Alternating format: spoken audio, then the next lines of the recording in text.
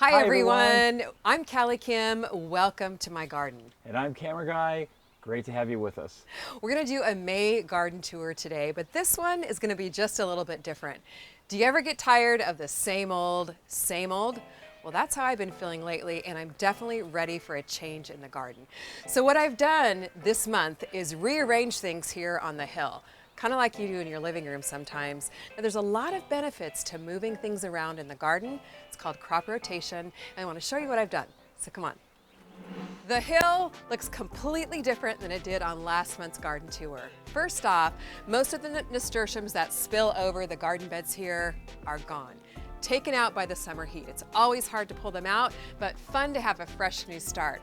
Secondly, these two garden beds have pretty much been flip-flopped. This trellis used to be over here growing watermelon last summer, and the tomato string trellis #1 and #2 that I just started building yesterday are now in place for a brand new spot to grow tomatoes. Now, one reason why I did this is something called crop rotation, which I haven't done a whole lot in my garden because I haven't really thought I had the space or the ability to move things around. However, crop rotation has lots of benefits, and I decided to try it this year.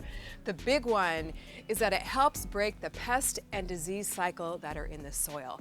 I had lots of problems last year with my tomatoes. I wanted more sun exposure, and I wanted to really not have as many pests and diseases and have a great tomato crop. Talk about taking a break from the same old, same old. The tomato string trellises are something I'm very, very excited about for the summer garden. So we built one of the trellises on the video a few weeks ago. Don't miss it, but I just built a second one and really switched it up at the top with a tomato pulley system. Now, this is gonna be such a fun experiment. I hope you'll grow along with me. Tomato pulleys are used a lot in greenhouses, but a lot of backyard gardeners are using them now. How this works is once the indeterminate tomato plant reaches the top of the pulley, you press the release button, which lowers and then leans the tomato so you can reach it easier to harvest. And the stem on the bottom leans against the ground because all the branches are pruned off. Remember, we're doing single stem pruning, as I explained in the tomato string video. So it's a really effective way to grow your tomatoes so you don't have to climb a ladder in order to harvest it. So it'll be a lot of fun to grow these tomatoes, and I'll link to these in the video description. Now, this is my A-frame trellis, which is very sturdy for the watermelon. And one thing I'm excited about this spot for the watermelon, it'll grow up and over the trellis, and then still does have some room to spill down the hill here for the long trailing vines. Now, it is just a bit of an experiment to put the watermelon in this spot. You guys know I'm always telling you experiment in the garden. So I'm gonna see how the sunlight exposure does here for the watermelon. You can see it's already growing. I have a couple of large varieties here from my melon seed collection. And then I popped in a little sugar baby watermelon under here. Now I've got it covered with tulle right now because they are new seedlings to protect it from the birds and the critters that might nibble on it. But one strategy I love to use with this trellis is to plant more shade tolerant crops, quick growing, underneath arugula and lettuce right now where the weather is still just a little bit cooler.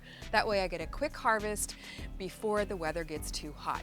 So you really got to maximize every little spot in your garden, and don't be afraid to try something new. It's actually really, really fun, and I'm really enjoying the variety and the change up. The garden is definitely still in progress because it does take quite a bit of extra work to kind of change things up, and everything's not done yet, but I'm sure you can relate to that. But here is the future spot of a yellow pear tomato. Now, why I chose yellow pear for this spot, it's a smaller tomato and it's going to do well in this spot that doesn't have quite as much sun exposure as a big full-size tomato would need to be highly productive. And I do want to maximize every spot in my garden, so I'm using that strategy for this spot. Now, along the wall here, the flowers are really starting to bloom. I mean, June really is busting out all over, and these are a gorgeous wildflower selection here from my Bring on the Pollinators collection, and they are just bringing in the pollinators like crazy. Once the sun comes out, this is buzzing with bees. We've got some sunflowers planted that are popping up here along the fence. So pretty soon we're gonna have a whole fence full of sunflowers and pollinators. Now, if you really wanna bring pollinators into your garden, plant some salvia. It's a perennial. The bees are buzzing around here like crazy during the daytime, big, huge bumblebees. And this has grown here for a couple of years. Look at the color. It smells really good too. So this is one thing that has stayed the same. We're not moving that. Now here is the center of the hill garden. And last month the nasturtiums were spilling over, and like I said, it's always hard to take them out. But they drop seeds like crazy, and often some of the seeds pop back in the summertime. But the cool weather flowers really do fade in the early summer. But here we've got a salad station planted. Now we did a video last week on what to plant in June. The heat tolerant leafy greens are definitely something you want to plant this month. So if you missed that video, go back and check it out. And these are seeds from my heat tolerant green seed collection. And by the way, if you need seeds, check those out over at CallieKimGardenandHome.com. But I really wanted to plant everything I need for a summer salad in this spot. So we've got some chard, we've got some kale, some red vein sorrel, and we've got some tiny Tim tomatoes and cucumbers to top our salad. So plant yourself a themed garden and make your harvesting a whole lot easier. And we haven't forgotten the pollinators. Little profusion zinnias are lining the front of the garden bed, and my dahlias are starting to pop up. So I cannot wait for this big dinner plate dahlias that we had last summer too. Another plant that's not going anywhere is the passion fruit vine. Now this vine has a very special place in my heart because it was given to me by Nisha, our live stream moderator, and man, it is just going crazy right now in the early summer. There's some beautiful, beautiful flowers starting to pop out. So if you're growing passion fruit, let me know how yours is doing, if you're getting flowers yet, or even some little tiny passion fruit like I am right here. Last year, we had tons of harvest from this plant. I cannot wait to taste that delicious, kind of on the tart side, passion fruit again this year. Not only did I change it up on the hill, but we're changing it up in the rest of the garden too. Cool weather veggies in the mini elevated raised bed are out, and warm weather veggies are in. It's always fun to turn over and flip garden beds. So here we've got some scallop squash, which grows beautifully in the warm summer months, growing up on a tomato trellis. The golden nugget tomato, a smaller variety, again, because we don't have full sun exposure in this spot. And then an orange king pepper, one of my favorites in one of our past subscription boxes. Now here along the trellis, you can't go wrong with the cucumbers. We've got Diva, we've got Ashley, we've got an Armenian cucumber, which are gonna look beautifully growing up on my tree branch trellis. Save a ton of space. Now, if you want a very, very sturdy trellis, you got to go with the tree branch ladder trellis. Trim your trees, grab some nice sturdy branches, remove the leaves, form it in the shape of a ladder, and lash it together with some thick twine for a fun, organic, sturdy look here. Now you notice throughout my garden I have some of my garden beds covered with tulle. I'll link to it in the video description. It's a very handy fabric. Netting allows all the sunlight to get through, but does provide some critter protection, especially when your seedlings are small. And usually I remove the tulle as the seedlings get more established. Moving over into the fountain planter. Full sun exposure here, so we've got peppers, eggplant, heat-loving greens. If it likes sun, it's gonna go here. And the dahlias starting to pop up from the tubers that overwintered in the ground are absolutely doing beautifully.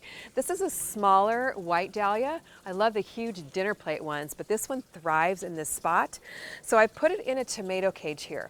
Now, my plan for the dahlias this year, I wanna grow bigger blooms and shorter, bushier plants. So what I'm gonna do for bigger blooms, let me show you here, if you wanna come in close, camera guy, is I'm gonna leave one main blossom on each stem and then break off the little side blossoms like this one here. Just pinch it off. And I'm gonna pinch off this side blossom as well. And that way more of the plant's energy goes into producing the main blossom, and it will be bigger. So I can't wait for those big showy blossoms. Let me know if you're a dahlia lover, because I know you're out there, and if you love dahlias, you're absolutely crazy about them like I am. Here in Southern California in May, we get a weather pattern that's called May gray. It's when the marine layer comes in from the ocean, and most of the mornings are cloudy. So because of that, the peppers here are not growing very fast, but we're looking forward to things being sunny and them really taking off. So I've got peppers in here, an eggplant on the corner, and I'm loving how the pansies are still doing. always be planting for the pollinators. You can completely integrate your pollinator flowers with your vegetables, so it brings the bees in to pollinate your vegetables, which is exactly where you need them. One thing I like to do in May is to start back up pepper plants. Now, a lot of people ask me, is it too late to start peppers? If you're in a southern climate like we are here in Southern California, definitely get some new pepper seeds started. The reason for this is we have a long growing season, so I can get some new pepper plants planted towards the end of the summer and have harvest into November and December. You northern climate gardeners though, if you're just starting peppers, you may want to grab some transplants from the garden center just to get them put in your garden so you have enough time to get a harvest before cooler weather hits. Now, speaking of pollinators, some good pollinator flowers to pop in your garden, some of my favorites are zinnias. We've got some little profusion zinnias in here which really bring in the bees. And of course, my very favorite, sunflowers. Now, I don't know if you remember last summer, I had a 15-foot tall sunflower tree here in the corner of the fountain planter. And I've got lots of sunflowers popping up again. These grow every single year from volunteers. So I've already got a sunflower forest going. I'm gonna have to choose which plants to thin out and which plants to leave. So it's always a hard thing. But come back on next month's garden tour and I bet you some of these will be blooming. And they bring in the pollinators like crazy. Here on the other side of the sunflower forest, it's still a work in progress. Some of the cooler veggies obviously are bolting, flowering, need to come out. But we've got here one of my favorite things, and this is a mini summer salad station. You don't need a big space to grow your summer greens. These are all heat tolerant, so they do very well in the heat of summer. Amaranth, kale, red vein sorrel, purslane, and here we have some ruby fresh chard. Just planted these about a week ago and they're already popping up. So grab yourself some of these seeds. They're in my June subscription box, and get your greens planted now so they get established before the summer heat hits. Coming on over here now into the chill zone. We love sitting out here in the evenings, watching the sunset and just being immersed in the garden. It's just so relaxing and peaceful. But here at the back of the chill zone, we've got some zucchini growing vertically. Now, if you missed that video, you really need to go back and watch it because it's a great way to maximize your space. Zucchini can be such a space hog, but when you grow it up a trellis, not only are you giving it more airflow underneath, but the pollinators can see the flowers better and you're getting a lot better production with that. So what you do is as your plant grows, you just pop the leaves up into the trellis, let it grow up, and then you prune the bottom leaves, and watch that video to find out how to do that, and you can really maximize your space.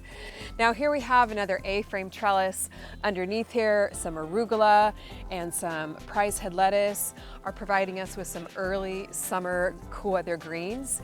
And what I did in this section to kind of change it up is, let me bring you around this side here. And typically I've grown a tomato in this tall wooden tower. Now I love the look of this tall tower, but for some reason, the tomatoes just weren't doing well here. I think they were getting shaded out by the trees behind me.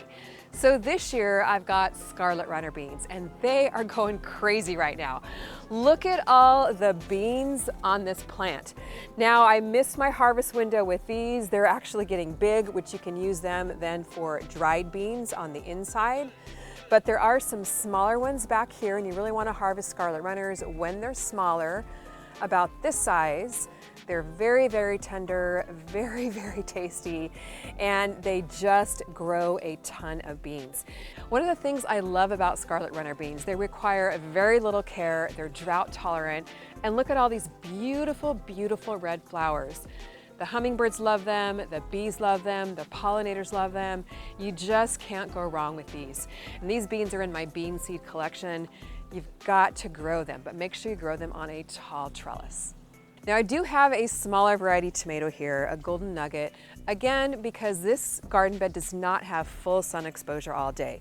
The smaller varieties do better, and I really wanted to maximize my space here, show you exactly how to do this and double your harvest in raised beds. So plant for the space that you have. The correct varieties will make a huge, huge difference. Got a pepper plant here and the cucumbers. What can I say about the cucumbers? This diva truly is the queen of the garden. The leaves are absolutely mammoth. Now watch our cucumber video to explain the different cucumber types that you need to plant in your garden. This is called a parthenocopic cucumber and a gynocaceous cucumber, which produce mostly female flowers and don't need pollination in order to produce. And soon we'll be harvesting those fresh, delicious cucumbers, a real summer treat. So if you haven't planted your cucumber seeds yet, now's a good time to direct seed them right out in your garden bed.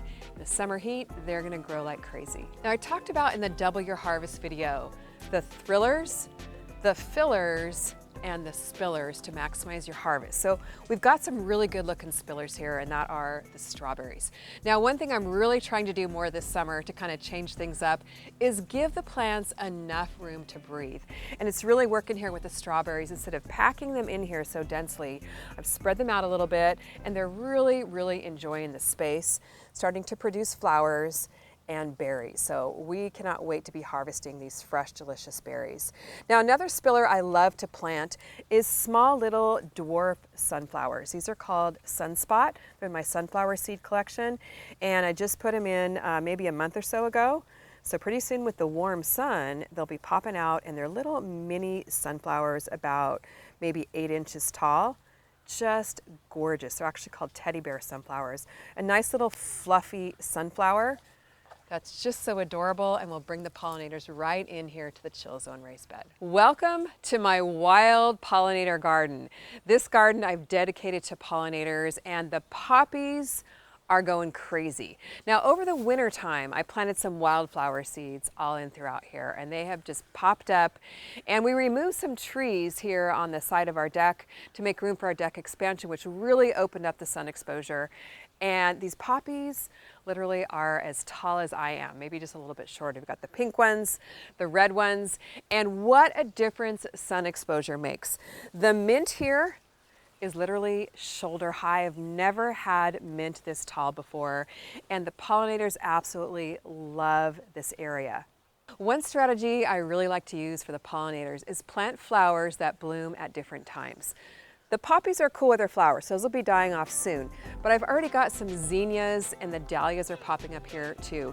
So they like the warm weather. So that way you've got your cool weather flowers dying off, warm weather flowers to take its place. Now zinnias are a flower that you can grow all summer long.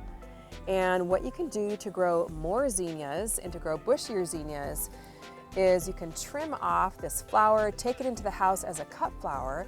It will encourage more lateral growth and more bloom. So pretty much the same strategy I'm using with the dahlias, I'll be using with the zinnias. I also like to succession plant zinnias. So as the poppies come out, we'll be planting more zinnias in throughout here. That way you never run out of blooms. Now zinnias are one of my favorite flowers, and they come in so many different colors. I've got a zinnia seed collection, and it's really fun to just plant them every month or so throughout the summer. Now you might remember last summer we had big dinner plate dahlias right here, and the tubers did overwinter. They can overwinter in areas where there's no frost. It's still a little bit wild in here, but the dahlias are popping up. And back to pruning dahlias, when they're about this height, which is about 6 inches, you want to prune off the center stalk right here by snapping it off. It will encourage bushier growth and more blooms. So with smart planting and smart pruning strategies, you can easily have flowers blooming all summer long and pollinators coming into your garden to pollinate, which will give you more vegetables. Phase 3 deck project is coming along nicely. We've got our supports in now, and in just a matter of time, we'll be adding the deck planks. We can't wait. Coming up the stairs from the main garden, traditionally I planted sunflowers here. But changing up again with that, because tying sunflowers to this trellis can be rather time consuming. So scarlet runner bean seeds went in, easy to grow, drought tolerant, also a beautiful landscape plant, and edible too. Little beans already popping out. And it's fun to have a green, colorful backdrop here on the stairs. Now I want to show you a new addition to our garden. I'm very excited about this. I've never grown this before. And this was actually a gift from our longtime viewer, Patricia. She lives in southern Arizona and sent me a cutting from her fig tree. Now when she sent me the cutting, she actually sent me 3 cuttings. They were little tiny sticks. And I rooted them. They actually grew in the house for several years, and I finally got them transplanted here in a 20-gallon Smart Pot. Now my plan with this is, before I tell you that, I want to say I'm so excited about all the brand new green growth here. It's really loving this spot.